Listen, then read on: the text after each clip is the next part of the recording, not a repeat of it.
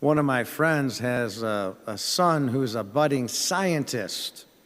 In fact, one of the things he wants most of all for Christmas is a microscope. So yes, we know about solar systems and the planets and the galaxies and all of that. After all, we're taught by scientists usually to think big. But the microscope asks us, what about thinking small? As that young man has already discovered at school, there's a whole other universe, as it were, at the other end of a microscope, too. It introduces us to a world that we never knew existed. Yes, it's fascinating then to look through a telescope at all the constellations and the stars and the planets, but it's equally fascinating to look at the tiniest of objects, too. In today's gospel, we see God's own respect and love for what is tiny and small. Mary and Elizabeth, for instance, were two very undistinguished women living in a couple of simple villages in a largely ignored part of the Roman Empire. So in the eyes of the world, they didn't count for much. They were pretty small. And yet in spite of that, God still entered their lives in a way that would change the course of human history forever. So yes, God is the creator of the universe, but he's also God of the very small.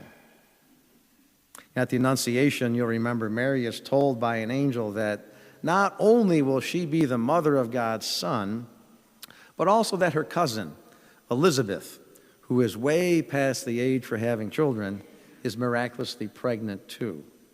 And Mary understands that news as an appeal for help. So as we heard today, she sets out across the hills on foot to look for her cousin. And God is present when they finally meet. Elizabeth's unborn baby, whom we know will grow up to be John the Baptist, leaps for joy as Jesus approaches within Mary. And Elizabeth, as we heard, is inspired to tell Mary, "Blessed is the fruit of your womb." The God of the stars and the planets and the galaxies and all things huge is also present in this tiny village when two humble cousins greet each other with great love and great affection.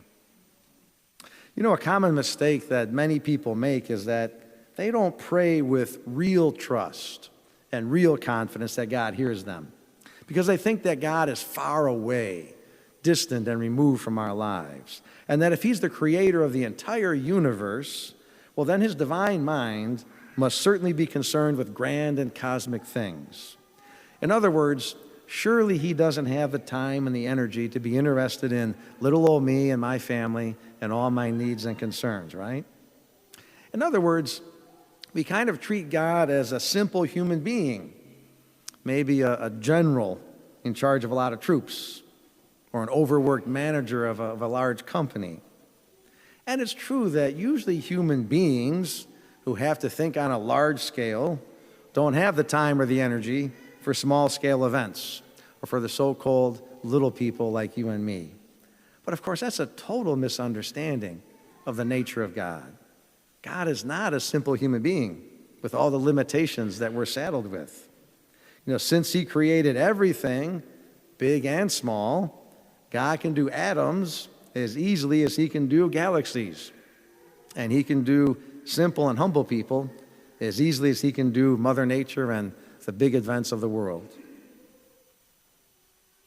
You know, when we look at the historical events and facts of Christmas, and of Good Friday for that matter too, when we look at the historical facts of those two events through the eyes of the world, they're pretty insignificant events.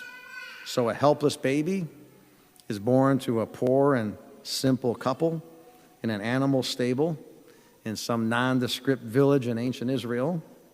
And later a man is convicted as a common criminal, and he's executed in the exact same way as countless other criminals were by the Romans centuries ago. But the fact of the matter is that because God is in them, because he's in those events, they in fact become earth-shaking. They become history-changing. In other words, they're not insignificant or tiny or small at all. And that means that we can approach Christmas this week with renewed trust and renewed confidence, because God is with me in my life too. He sees each one of us. None of us are insignificant to him. We all can say that, well, yes, sometimes I might feel small and as insignificant as an atom in the grand scheme of things. But God created the atoms too, and those atoms are greatly important in the grand scheme of things. I might sometimes feel invisible, like I don't matter much. But just like Mary and Elizabeth, God does see me and love me, and I will always, always, always matter to him.